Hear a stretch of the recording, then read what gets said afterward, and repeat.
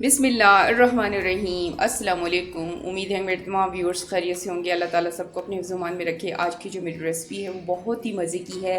आज मैं आपके लिए सिंपल से तरीके से निहारी की रेसिपी बनाऊंगी जो बहुत ही मज़े की बनती है। और निहारी ज़रा हर घर में बनाई जाती है, जो उसके मुख्तलिफ़ तरीके पर डिपेंड करता है। और मेरे पास ये इस वक्त 1.5 किलो मैंने बीफ का गोश्त लिया है, जो बोंग का गोश्त स्पेशली होता है निहारी के लिए। देखिए मैंने अच्छी तरीके से धो के साफ़ कर लिया है। अब मैं इसको बनाना शुरू करती हूँ और मैं इसके इंग्रेडिएंट्स दिखाती हूँ अगले स्टेप में जो मैं इस्तेमाल करूँगी। इस वक्त वो मसाले दिखा रही हूँ जो मुझे इस वक्त ग्राइंड करने हैं। ये मैंने एक लहसुन की पोती ली है और ये एक अदरक का पीस है। आप ये क्वांटिटी अपने टेस्ट के लिहाज से भी कम या ज़्यादा कर सकती हैं। ये इस वक्त फ्रेश हल्दी है जो बहुत ही यानी कि हर खाने को मज़ीद इसका जायका बढ़ा देती है। और ये 2 साथ में हरी मिर्चों को भी ग्राइंड करती हूँ। अगला स्टेप आपको दिखाती हूँ।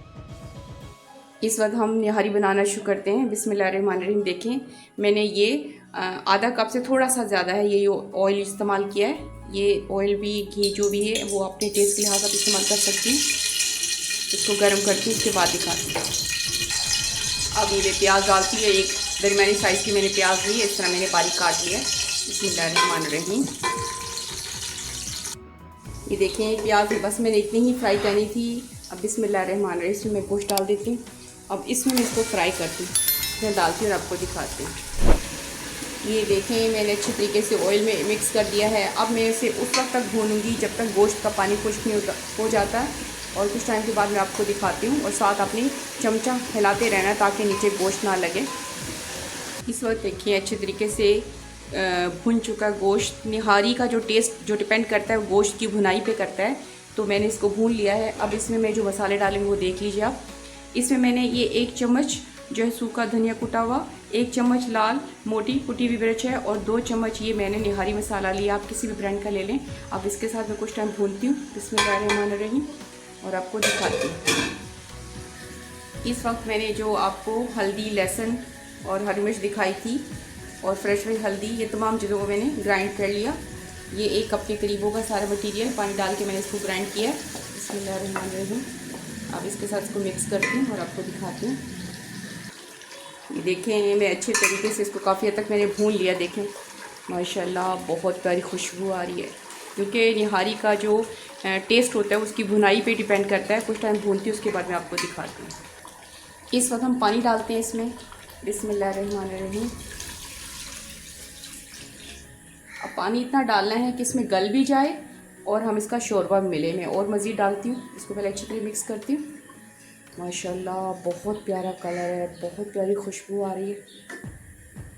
इस वक्त मैंने पानी डाल दिया है। ये मैंने 1/2 चम्मच नमक डाल रही हूँ क्योंकि मसाले में भी, निहारी मसाले में भी नमक था। इस लिहाज से आप नमक अपने टेस्ट के लिहाज से इस्तेमाल कर सकते हैं।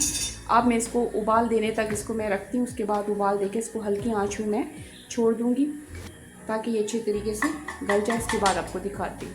हम कवर कर देते हैं जब तक उबाल आए। इस वक्त हम अपनी निहारी चेक करते हैं। बिस्मिल्लाहिर्रहमानिर्रहीम। बहुत प्यारी खुशबू आ रही है। मैंने इसको हल्की आंच पे रखा हुआ है, देखें। और अब चेक करते हैं, कोई बोटी चेक करते हैं। ये देखें गल चुका है। अब इसके बाद जो है हम अगला स्टेप आपको दिखाते हैं। निहारी तो हमारी काफ़ी यानी अच्छी तरीके से गल चुकी है। इसके बाद अगला स्टेप दिखाती हूँ। इस वक्त मैंने चूल्हे पे फ्राई पैन रख दिया। ये मैंने देखें आधा कप मैंने आटा लिया है। इसको अच्छी तरीके से छान लिया है। इसको मैं हल्की आंच पे भूनती हूँ। आप इसकी जगह मैदा भी यूज़ कर सकती हैं, लेकिन मैं जब भी निहारी बनाती हूँ तो मैं आटा ही इस्तेमाल करती हूँ इसका, क्योंकि टेस्ट अच्छा होता है। अब मैं इसको हल्की आंच पे भूनती हूँ तो इसके बाद आपको दिखाती हूँ। इस वक्त देखें हमारा जो आटा है वो अच्छे तरीके से भून चुका है। जैसे आटे में खुशबू आना शुरू हो जाए और उसके बाद हमारा जो आटा वो रेडी हो गया। इसको बंद करते हैं। इसके बाद अगला स्टेप आपको दिखाती हूँ। इस वक्त हम आटा अपना जो है पानी में मिलाने लगे हैं। वो आप पे डिपेंड करता है कि आपने इसकी शोरबे की थिकनेस कितनी रखनी है। देखें बिस्मिल्लाहिर्रहमानिर्रहीम। मैंने 1 चम्मच डाला है और ये 2 चम्मच और ये 3 चम्मच और बस मैं इतना ही डालती हूँ। बस इसको मिक्स करती हूँ और आपको दिखाती हूँ। इस वक्त हम अपनी निहारी को चेक करते हैं। बिल्कुल हल्की आंच में मैंने रखा हुआ है। बिस्मिल्लाहिर्रहमानिर्रहीम। ये देखिए माशाल्लाह। अब मैंने जो आटा डिज़ोल्व किया है वो मैं डालने लगी हूँ। वो आप अच्छी तरीके से आहिस्ता सा डालें और इस तरह इसको हिलाते रहें, छान के डालें ताकि कोई गुठली हो, लम्स वगैरह हो तो इसके अंदर आ जाए। मैं दिखाती हूँ आपके कुछ टाइम के बाद। ये देखें, अब मैं इसको मज़ीद हल्की आंच पे बनाऊँगी और जब तक ये मैंने आटा डाला अच्छी तरीके से पक नहीं जाता। देखें अब इतना पतला शोरबा है, पकने के बाद ये मज़ीद गाढ़ा होगा और अच्छी तरीके से इसको हिला दूँ मिला दूँ ताकि वो आटा मिक्स हो जाए। उसके बाद आपको दिखाती हूँ। इस वक्त हम अपनी निहारी देखते हैं। माशाल्लाह बहुत प्यारी खुशबू आ रही है। देखें अब ये रेडी हो चुकी है। अब मैं निकालती हूँ बर्तन में। बिस्मिल्लाहिर्रहमानिर्रहीम। इस वक्त हम अपनी निहारी निकालते हैं। बिस्मिल्लाहिर्रहमानिर्रहीम। इस बर्तन में देखें, ये देखें इसकी थिकनेस। देखें माशाल्लाह से बहुत प्यारी खुशबू आ रही है। मैं निकालती हूँ और आपको दिखाती हूँ अरेंज करके।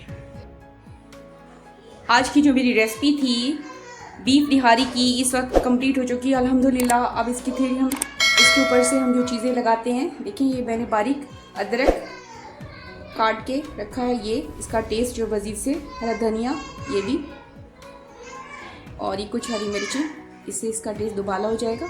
ये लेमन है, अपने आप लिहाज से आप जितना इस्तेमाल करना चाहें कर सकते हैं। उम्मीद है कि आपको पसंद आएगी। इसको लाइक करना, शेयर करना और सब्सक्राइब करना मत भूलिएगा।